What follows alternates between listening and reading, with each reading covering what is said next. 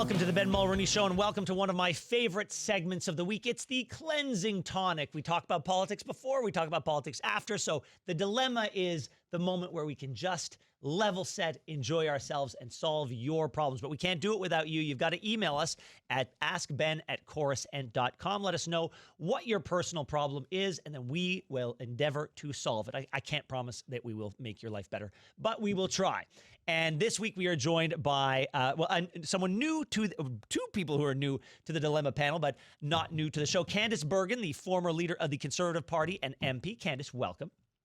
Thank you for having me. And Jeff McArthur, television host of the morning show on Global. Also, I should say, the #1 lifestyle show in the country. Sorry, I didn't hear that. What was that again, Ben? The #1 lifestyle show in the country. Okay. Thank you. Yes. Jeff, and you're back to we're bringing you back to your radio roots. Yes. Thank you for the invite. And it's such a pleasure to be back here on radio and in the studio. Candice, hello and good morning to you. And I thought we were coming, Candice, maybe a misunderstanding on my part. I don't know you. I thought we were coming with our own dilemmas. Oh, wait, no. They inform the solutions that we bring to bear. But Candice, I want to like explain to people, because I've had you on the show to talk politics before. How'd you end up on the Dilemma panel? Well, I was listening to your Dilemma panel, and I'm like, I want to be on that because my kids don't ask my advice anymore. I mean, so George had reached out to me during the election to be on one of your political panels, and I'm like, yeah, sure, I'll do that. But I want to do the Dilemma panel.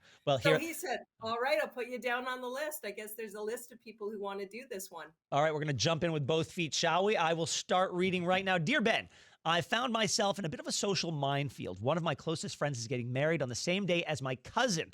I've been friends with this person for over a decade. We've lived together, traveled together, and been there for each other through life's ups and downs. On the other hand, my cousin and I are friendly, but we're not especially close. When I told my family I was skipping the family wedding to attend my friends, they were furious. The weddings are a 2-hour drive apart, so making both on the same night is not feasible. I'm still planning on sending a gift to my cousin, but the family is still PO'd at me, signed Greg. Candice, what do you think this guy should do? Yeah, he's got to go to his friend's wedding. And I mean, you guys, sometimes you have to say, family, I love you, but sorry, I'm not asking your permission. I might call my cousin and just let the cousin know, so sorry.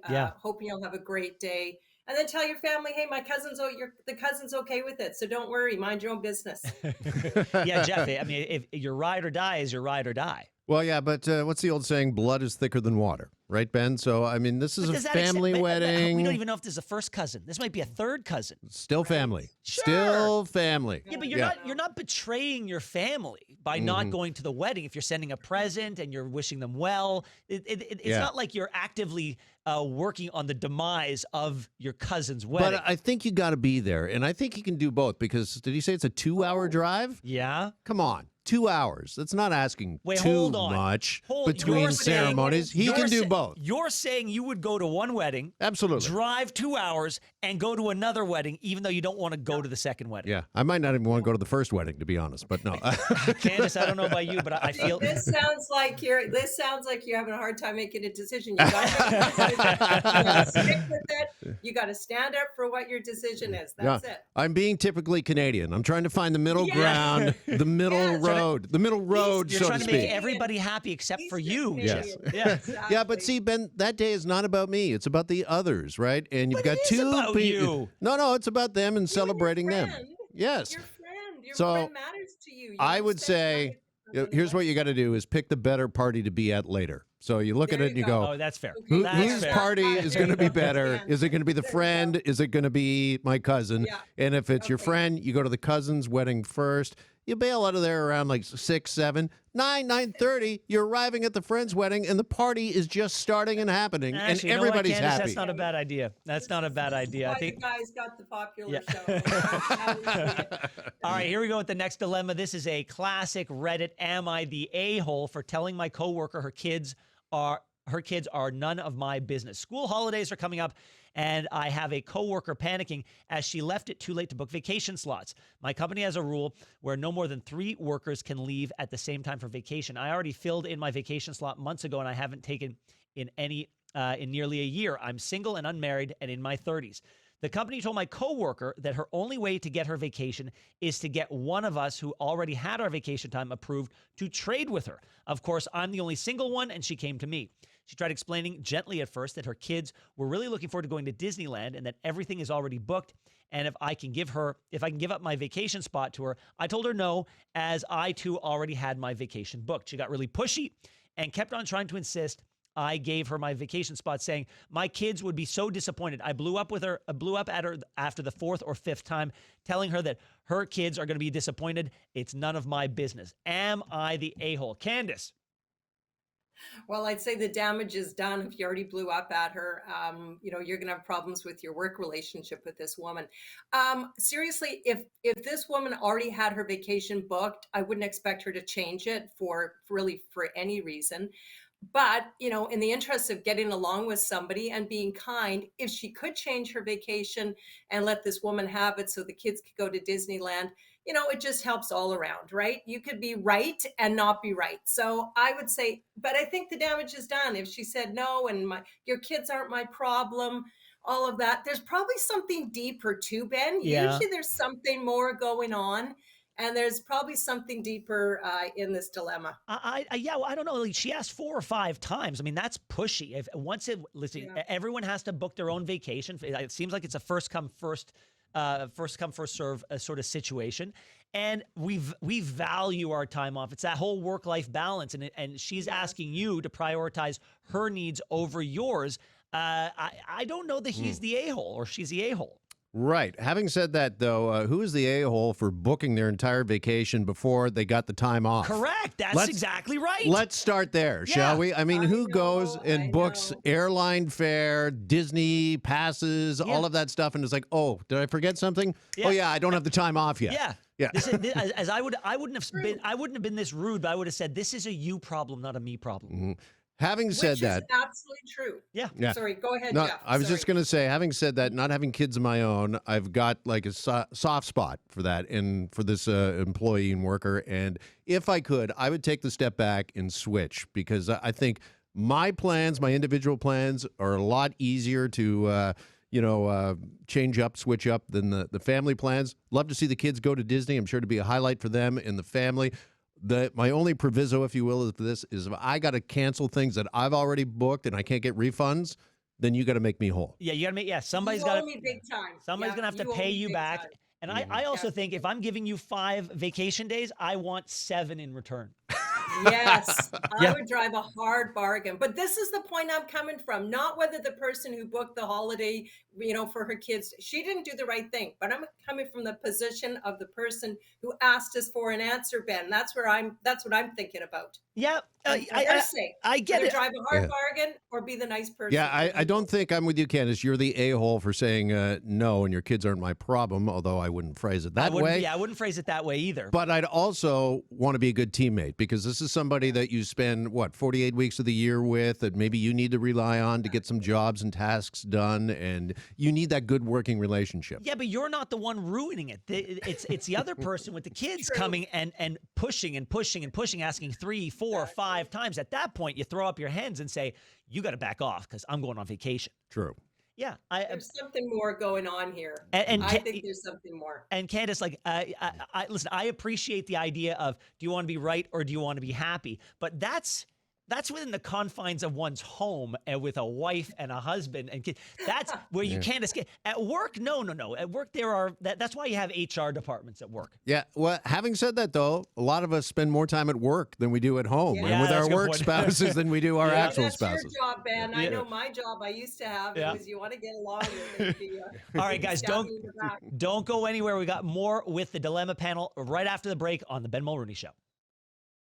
Welcome back to the Dilemma panel, and welcome back to Candice Bergen and Jeff McArthur. Guys, let's jump right into our next dilemma, shall we? Let's do it. Dear Ben, my husband and I are in a standoff over our kids' weekly allowance. We have 2 boys, 10 and 7 years old. I think they should be given at least $40, no strings attached, just to help them learn money management and budgeting. He thinks they should have to earn every dollar through chores, or they won't understand the value of work or responsibility. We both want to teach our kids good habits, but I think they're still at the age where they should enjoy life and not have, quote, a job. Every discussion turns into a debate, and it's starting to cause real tension between us. Is there a right answer here, or at least a middle ground. Signed, Lana. I want to go to Candice first because you were in politics. You had to search for the consensus. You had to reach across the aisle and find common cause. So make this make sense. Find common cause for these two parents. And look at what a wonderful job we did, didn't we, Ben? In opposition, we are always finding consensus.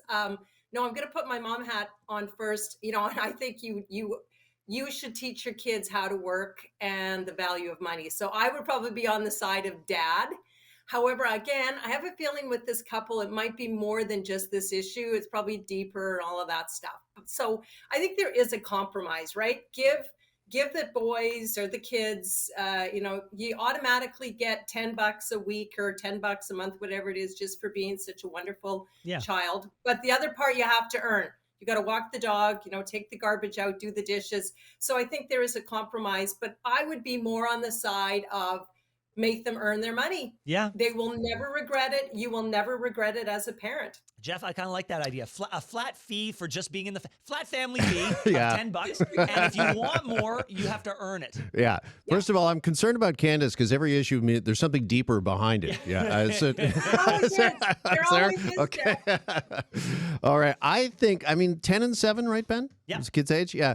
How young is too young? 7 years old, are you really going to comprehend and get money management at that age? Seems a little young. You could learn the idea of if I do a good job, I will be paid, I will be remunerated for it. Sure. And so you'll appreciation of a hard-earned dollar. Yep, and I'll give you that. And I think to Candace's point, I'm kind of with Dad on this as well. There's something about earning that money, just not it being handed to you, and then you figure out how to manage it. Yeah. No, earn it. And I think, you will learn money management if you actually earn it because you've had to really work for this money and you think about it.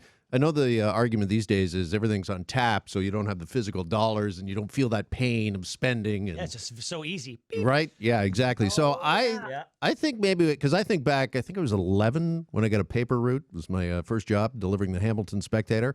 And, I'd go around door to door every 2 weeks and collect the, I think it was like $3 for home delivery at the time. You are today. Absolutely. Host of the #1 lifestyle show in the country. Oh, that's right. Thank you. I'd forgotten. All right, let's move on to the next dilemma. Dear Ben's panel. So this isn't even directed to me. It's directed to you. I'm a stockbroker who has done quite well for myself. I've done the job for 12 years now, and no matter where I go, as soon as I tell people what I do, the first question is, do I have any tips for them? That includes my family, who constantly asks, what should I buy right now, or where do you think the market's headed? Here's the thing. I don't want to give them advice, not because I don't love them, but because this is my profession, not a party trick. I understand the risk when buying stocks and diversifying your portfolio, but they don't. They want to load up and go all in on anything I say. If it fails, I will, of course, hear about it forever. There's no upside for me. Tell me I'm not wrong. Signed, Max. Jeff? First of all, I'd send the 10 and 7-year-old from the last letter to the stockbroker to learn money management. They'd probably be retired by the time they're 15. But I agree with the stockbroker that this is my livelihood. This is my profession. It's something of value. Just don't come to me and ask me for a hot tip. And plus, I wouldn't want to give out a quote unquote hot tip because I'd be afraid it would backfire, particularly if it's a family member and they're out maybe a significant amount of money, and then that damages our relationship moving forward. Agreed. Candice, what do you think? Well, I was going to ask, could we get a hot tip from this person before we give him an answer? But I guess he probably won't want to do that. No, I think, he probably should just say to his friends and family, hey, we're here to have a fun evening. I don't really want to talk about stocks. I remember having to do that often in politics because people would want to go, we'd be at a party, they want to get into a debate. And I was like, let's not do this because I do it for a living. So, here's my card. Why don't you make an appointment and come on in? I'd be happy to talk to you about your portfolio. But I don't know, when it's close family, that might not cut it. Yeah, but but if he says it once or twice, I think people will back off. Look, I don't understand why he can't say, well, here's what I'm invested in. Like, if you're going to take a risk, just follow me. I don't know why he wouldn't tell his family that. Here are the 3 or 4 stocks that I've been invested in for 10 years, and they've grown X amount every year, like the banks and the energy stocks and so and so. And do you even have to name those stocks? So couldn't you just talk in generalities and say, listen, you want to be diversified. Just make sure whatever your portfolio is, you're diversified and you're protected. Ball bearings. Yeah. That's the future. Plastics. I'm going to say this again. I think it goes deeper. I think he doesn't want to off work at a party.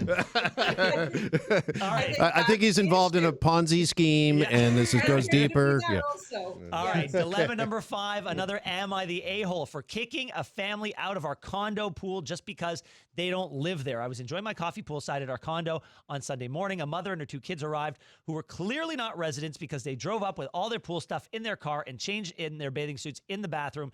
It's been almost 100 degrees for a week. The kids jumped into the pool and started splashing around and having a great time. Yeah, they were noisy, but they were just being kids. I started thinking about what if all the kids from the surrounding apartment buildings started using our pool? Was I the a-hole for pointing out to the sign that said residents only and making them leave? The kids were so disappointed that I made them leave and they started crying. The problem is us residents have to foot the bill for maintenance. Plus, if they got injured, they would sue the condo association. If word got out that anyone can swim in our pool, anyone would. And before you go there, everyone involved in the story is the same race. Okay. All right. Well, that might change things. Candice, you go first. I would find the superintendent or the maintenance person at the condo building and get them to go be the mean person. Yeah. I would not want to be the person making the kids cry and telling them that you have to leave. And then what if you made a mistake and they go, well, actually our grandma lives here and we're going to come visit her. I just wouldn't want to do that. The person's right. You know, the reasons that they're asking, think that the kids should leave are the right reasons, but I would not want to be the heavy doing that. Yeah, I agree. Jeff. Yeah, I think for me, Ben, the big factor here is it's 100 degrees and it's been that way for a few days, right? So, I mean, can't we just like get along here? And it's one day. Well, Yeah, but listen, the reasons he bring up, the liability reasons are serious. yeah, but that's on the condo. That's not on you, Yeah. the resident. Sounds like they're upset Yeah. because they're there and they just want a peaceful time. And I get that. But having said that, I mean, this is one family, and I'm hearing like, what if every family came? Well, not every family is coming to the pool. This is one family on one day. If it is habitually happening on and on again each and every day, then maybe I would go to the condo officials or board and say, hey, this is happening and it's too much. But one day when they're trying to cool off, doesn't bother me so much. Yeah, look, it wouldn't bother me either. But when I'm on a plane, if somebody's annoying me on a plane, I don't ever talk to the person. I get the flight attendant because that's their job. And I would do the same thing that Candice suggested. If I decided I didn't want them in the pool, that's my right as someone who lives in the condo. But I wouldn't do it myself. I would go to somebody who represents the condo association and tell them. They might say, you know what, just leave it, in which case I would defer to them. But if anyone's going to be the heavy, I'd prefer it be somebody else and not me. For sure. Yeah. And particularly because if it happened on a plane and you did that, it'd be like Ben Mulroney did this to me on a plane. Be all over Instagram. Ben Mulroney would have a do you know who I am moment. Now, Candice, do you suspect there's something deeper going on here? I think there is. Have you guys ever owned a condo? Yes, Because there's always condo drama going on. So you bet there's something deeper. For sure. As soon as you say condo, there's something deeper going on. Definitely. Yes, I live in a condo downtown Toronto, and I can, yes, verify that fact. Yes. There's a million stories going on in just the one condo complex. Well, I want to thank you both for joining us. I think we did a lot of good for society, guys. I really appreciate I it. feel good. I You feel do? good Yeah. about this. Candice, thank you so much. Jeff, thank you so much. I hope you guys come back anytime, really, because I'd love to have you back on the Dilemma panel. Yes, indeed, Candice, I know you've solved political problems in the past, and now you have solved personal problems. I appreciate you both. Don't go anywhere. More on the Ben Mulroney Show coming up.